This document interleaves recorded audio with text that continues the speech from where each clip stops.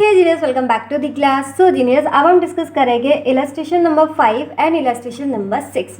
तो पहले illustration number 5 को रीड करते हैं।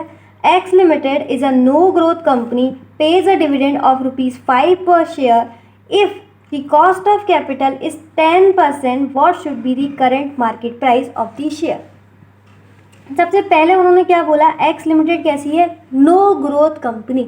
ये सुनते ही आपके माइंड में क्लिक हुआ होगा गॉर्डन मॉडल का ज़ीरो ग्रोथ रेट, है ना। वहाँ पर क्या है कि ये एक ऐसी कंपनी है जो कि ग्रोथ वाली नहीं है, यानी कि इनका ग्रोथ रेट कैसा होगा, ज़ीरो। उन्होंने डिविडेंड यहाँ पर दे रखा है कितना, 5 पर शेयर, और यहाँ पर D0 और D1 में कोई फ़र्क नहीं होता, मैंने पहले भी बताया है, बिकॉज यहाँ पर ग्रोथ ही नहीं है। ठीक है, तो जो डिविडेंड आपको आज मिलेगा वही डिविडेंड एक साल बाद भी मिलेगा, मतलब D0 और D1 में कोई भी फ़र्क नहीं है। तो वहाँ पर सिर्फ और सिर्फ क्या लिखते हैं, D। आगे उनकी क्वेश्चन की रिक्वायरमेंट क्या थी, current market price of the share, आज की प्राइस यानी कि P0 आपको कैलकुलेट करना है, D आपको ऑलरेडी गिवन है, और cost of capital that is KE भी आपको गिवन है 10%, D गिवन है, KE गिवन है। फिर किस बात का इंतज़ार है, फटाफट P0 कैलकुलेट करते हैं। इसका फॉर्मूला क्या है, P0 इक्वल्स टू D/KE। तो आ जाते हैं फटाफट कॉपी पर, यहाँ पर लिखते हैं इलस्ट्रेशन नंबर 5। अच्छा, कौन सा मॉडल है ये भी लिखना ज़रूरी है, इससे आपका एग्जामिनर पे एक अलग ही इम्पैक्ट पड़ेगा, एक इम्प्रेशन पड़ेगा। ठीक, गॉर्डन मॉडल और उसका कौन से हैं, गॉर्डन मॉडल में भी 3 थे, zero growth rate, constant growth rate और एक वेरिएबल। तो आपको पहले लिखना है कि कौन सा है गॉर्डन मॉडल में से, कौन सा है, जीरो ग्रोथ रेट। फॉर्मूला क्या है, P0 इक्वल्स टू D/KE। ये ऑलरेडी फॉर्मूला में कंप्लीट रिवीजन वाली वीडियो में समझा चुकी हूँ, बहुत सिंपल है। हमें करंट मार्केट प्राइस यानी कि आज की प्राइस निकालनी है, तो हम कैसे कैलकुलेट करेंगे, जो भी हमें फ्यूचर में डिविडेंड मिलेगा उसको डिवाइड कर देंगे एक डिस्काउंटिंग फैक्टर से। जो भी फ्यूचर में डिविडेंड मिलेगा उसको डिस्काउंट कर देंगे, तो हमें क्या पता चल जाएगा, आज की प्राइस। ठीक, इसे एक और तरीके से लिख सकते हैं, स्टॉक्स इंट्रिंसिक वैल्यू, यानी कि हमारा जो शेयर है उसकी वैल्यू कैसे कैलकुलेट करेंगे, जो भी साल में डिविडेंड मिलेगा उसको एक रिक्वायर्ड रेट ऑफ रिटर्न यानी कि एक डिस्काउंट रेट से डिस्काउंट कर देंगे, बस, और आ जाएगा। यानी कि सिर्फ और सिर्फ सिंपल अगर मैं क्रक्स में बात बोलूँ तो हमें जो मिलने वाला है दैट इज़ डिविडेंड, उसको एक डिस्काउंट करना है। ठीक, तो डिविडेंड हमें कितना मिलने वाला है, ₹5 पर शेयर यानी कि 5, और डिस्काउंटिंग रेट हमें गिवन है 10%, 0.10। ठीक, तो बहुत सिंपल, इसको तो कैलकुलेट करने की ज़रूरत भी नहीं है, ये आ जाएगा ₹50। ठीक, बहुत सिंपल था क्वेश्चन, उम्मीद है आपको समझ में आ गया होगा। अच्छा, बहुत लोग ये सोच रहे होंगे वहाँ पर तो सिंपल P0 पूछा था प्राइस और डायरेक्ट कैलकुलेट कर लेना है, ये सब क्यों लिखना है। तो भाई क्वेश्चन हर कोई सॉल्व करता है, लेकिन मार्क्स किसी किसी के ही अच्छे आते हैं, सब लोगों की एग्जाम्शन नहीं आती है FM में। लेकिन अगर आपको एग्जाम्शन लानी है तो आपको ये सारी चीज़ें प्रेजेंटेशन का ध्यान रखना है। ठीक, वहाँ पर उन्होंने बोला नहीं था Gordon model, zero growth rate, ऐसा कुछ नहीं बोला था, लेकिन ये सब चीज़ें आपको लिखनी है, तभी तो ऐसे अच्छा लगेगा ना, तभी तो मार्क्स देने के बनता है। तो ये सब जिस तरीके से मैं करा रही हूँ उसी तरीके से आपको करना है। हाँ, यहाँ पर आप एक चीज़ स्किप कर सकते हो, ये वाली चीज़, स्टॉक इंट्रिंसिक वैल्यू वाला ये जो फॉर्मूला है ये स्किप कर सकते हो, डायरेक्ट D/KE करके लिख सकते हो। ठीक, आगे बढ़े इलस्ट्रेशन नंबर 6 पर, ये भी गॉर्डन मॉडल से रिलेटेड है, और अच्छी बात ये है कि पुराने जो मटेरियल थे उसमें वो बताते ही नहीं थे कि कौन सा मॉडल लगाना है। ठीक है, लेकिन अब जो लेटेस्ट मटेरियल आया है वहाँ पर ये वाली लाइन ऐड है, और वहाँ पे उन्होंने बता दिया कि गॉर्डन ग्रोथ मॉडल से आपको ये क्वेश्चन करना है। ठीक है, तो धीरे धीरे इंस्टीट्यूट अपने मटेरियल को सिंप्लीफाई कर रहा है, थोड़ा और अच्छा कर रहा है, तो ये अच्छी बात है, इसके लिए हम उन्हें अप्रिशिएट करते हैं। चलो फटाफट इलस्ट्रेशन नंबर 6 पढ़ते हैं।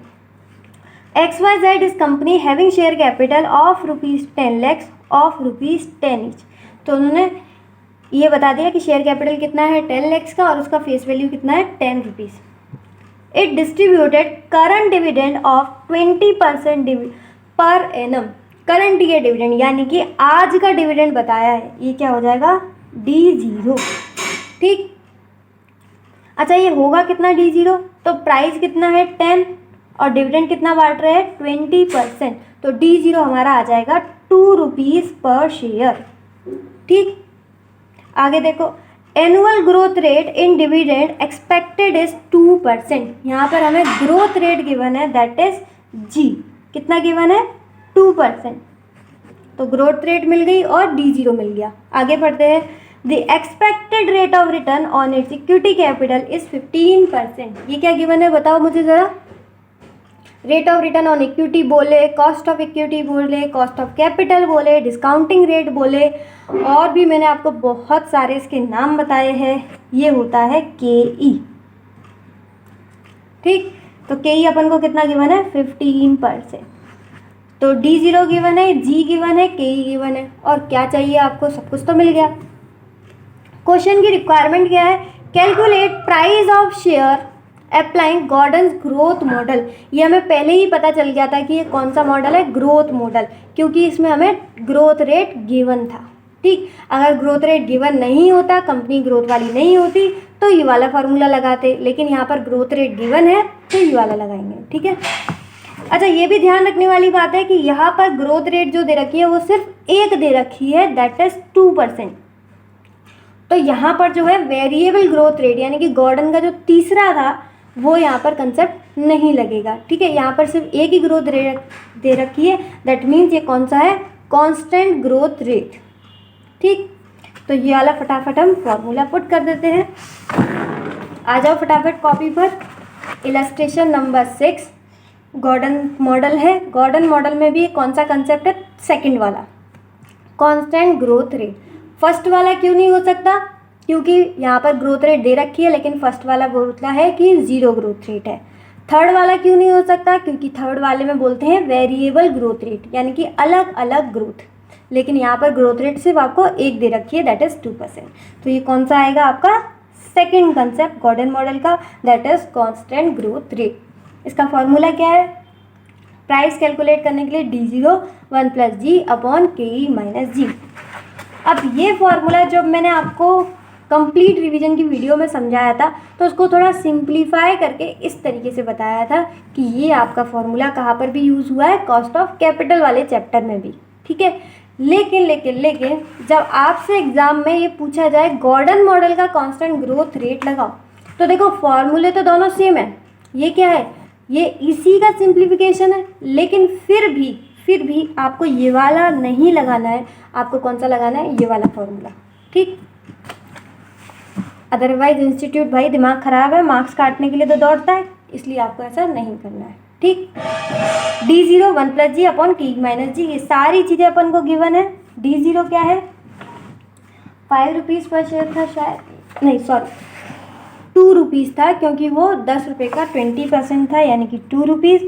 1 + G, G rate growth rate था आपका 2%, यानी कि 0.02, और KE - G, KE कितना था 15%,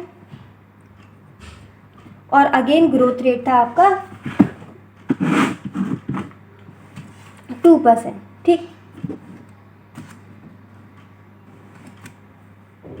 अब यहाँ पर अपन कर देते हैं 15 में से 2 गए 13, और ऊपर आ जाएगा, अच्छा इसको डायरेक्ट कैलकुलेट कर सकते हो आप, 2 रुपये में 2% ऐड कर दोगे तो आ जाएगा 2.04, क्योंकि 2 रुपये डिविडेंड है और ग्रोथ रेट कितना है 2%, तो 2 में आप 2% ऐड कर दोगे आ जाएगा। ठीक है, तो 2.04 डिवाइड करेंगे 13 से, ये आ जाएगा 15.69।